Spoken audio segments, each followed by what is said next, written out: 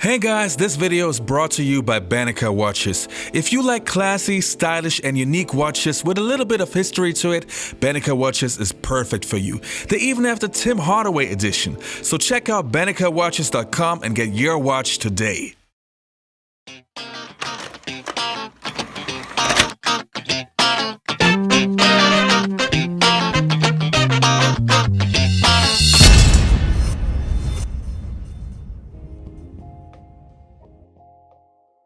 Hello, good day to you all. How's it going? I'm Sean David. Thanks for tuning in. In today's episode, I want to cover a Michael Jordan story that you haven't seen on The Last Dance. Me, myself, being a huge Michael Jordan fan, obviously I knew 90% of The Last Dance documentary, but I also want to hit you guys with something that you haven't seen in the recent episodes. Alright, but before we start with this episode, I want to give a quick shout out to my Patreons. Thanks a lot, you guys, for supporting the show. It's really helping a lot also to get all those legends on my show. Now, enough said, let's get to it.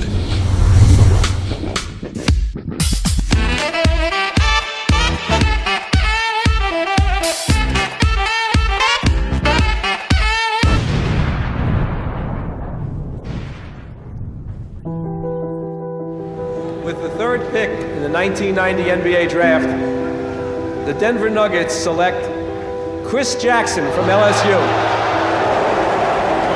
So the first early entry player to be selected is Chris Jackson, who left LSU after his sophomore season.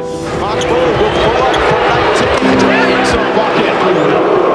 Denver's leading scorer and assist man was booed most of the night, something he might have to live with. I don't play for the fans. Not that I don't appreciate the fans, nor coaches, nor media, nor money. I play because God has given me a talent, and I try to use it to the best of my abilities. Can you explain to me what happened the night? Did you have 51 points, Utah, after a concussion? Can you explain to me what happened there? 1 year Jordan happened to have been there. He picks me out of the crowd, asks me to come on the court. He gives me the ball. He says, young fella, I want you to try to come at me real hard. Give me the best you got. Two-piece retired. abdul-rauf for 3. What if I tell you that when Shaquille O'Neal played in college, he wasn't even the best player on his team? I know it sounds crazy and outlandish, but even Shaq admits to that. So in this story, I want to talk about Chris Jackson, aka Mahmoud Abdul-Rauf, a true NBA phenomenon. Before Chris Jackson would later be known as Mahmoud Abdul-Rauf, and before he was the third pick of the 1990 NBA draft, he played college ball at LSU alongside Shaquille O'Neal. Chris was a college superstar and nationally known as one of the biggest prospects in college basketball history. This guy could give you 40 or 50 points once he got hot. A deadly combination of far superior ball handling skills, a super quick release, and just precise when it comes to shooting. Even though Chris was suffering from Tourette syndrome, a condition that makes it incredibly hard to play, it didn't stop Chris from becoming a basketball phenomenon. If you talk to any player who played against Chris in college, they will all tell you the same, that this dude was from a different planet. Never was a freshman that good, and even Michael Jordan would get his first taste of the incredible talent named Chris Jackson. I was coming out of high school as the #1 guard in the nation. 1 year Jordan happened to have been there. Michael Jordan was sitting in the bleachers. He picks me out of the crowd, asks me to come on the court. He gives me the ball. He says, young fella, I want you to try to come at me real hard. Give me the best you got. I look at him. I'm not scared. I'm looking at this is an opportunity because I've been working my behind off. This is my opportunity to see right now if my training is paying off, where I am, where I stand with who they say is the best. I'm in going either the 11 or going to the 12. I get the ball, I give him a jab, and I take left. I'm going, I'm moving fast as my feet will let me, like my life depends on it. I can feel him, hear him breathing down my neck. I go up and I reach out to the goal. I can see his hand close. I flip it up, bam, score. The high school's like, oh! And my insides are like, oh. He gives it to me again. I'm like, I'm not gonna do the same thing. So I get it, I'm in place, I go through my legs, I cross him over, I go to the right. Same thing, laid it up. Ball comes out, get it. He asks for the ball back, asks him to go sit down.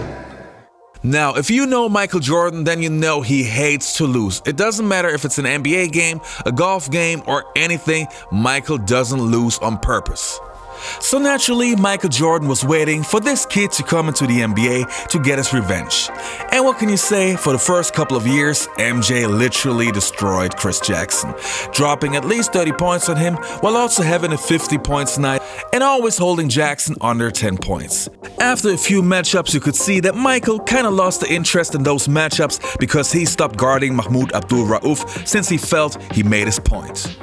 Now, to be fair, Chris Jackson had a hard time adjusting to the NBA, and it would take a few years before he showed the world what an incredible talent he was. This man had to go through a lot in his NBA career, and especially with his religion, but this is a topic for a different video. Fast forward to the 95-96 season, the Bulls with Rodman, Pippen, and Jordan were steamrolling through the NBA and were just having an 18-game winning streak. Then they would face the underdog Denver Nuggets.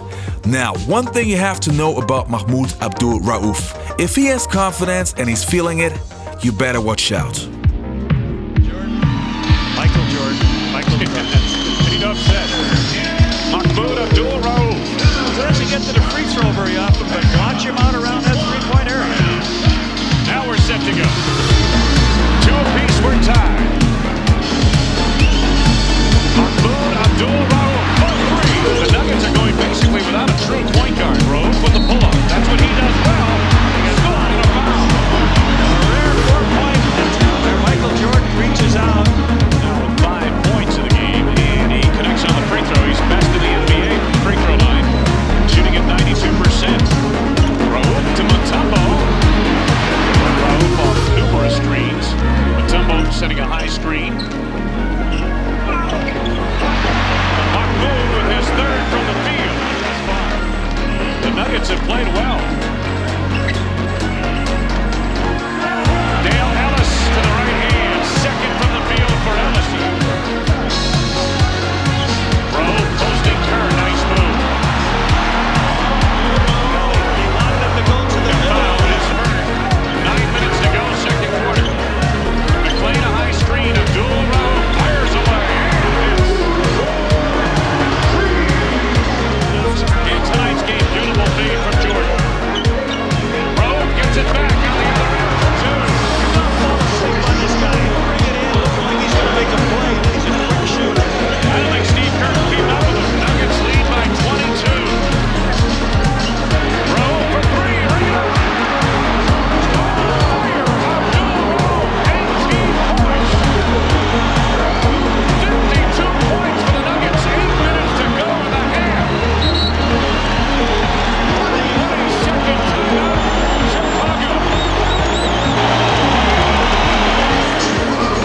Michael Jordan, Phil Jackson and company talking over. Abdul-Rauf is on fire. When are they going to come out here? There's got to be involved to be ready for the game.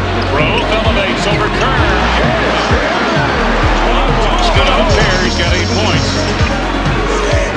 Rauf gets loose again for three. Not coming out off that screen at all. I'd rather see him take the Bulls trail by 5. Under 4 minutes to go. Abdul-Rauf. He came back there. He's got 30. Rauf. Mutombo the rebound. Rauf for three. Ring it. Make it two. Make it two. 32 points for Rauf. And a dagger here late in the fourth quarter. Now it was official. The Denver Nuggets just ended the 18-game winning streak of the Chicago Bulls, and Mahmoud Abdul-Rauf was the man of the game. Later, MJ would give Mahmoud Abdul-Rauf his props and even support him in a few interviews while Mahmoud Abdul-Rauf was going through a very rough time. Unfortunately, he will never have the superstar career that everybody predicted, but I'm still I'm 100% sure that many fans still appreciate his craft. All right, you guys, that's it for today's episode. I hope you enjoyed this video. Also, do me a favor, please check out my last video, the Larry Bird story. It's called The Insane Larry Bird Promise. All right, you guys, I'll see you next time, and take care, and goodbye. Oh my goodness, man, I just scored on Jordan twice, and it was easy.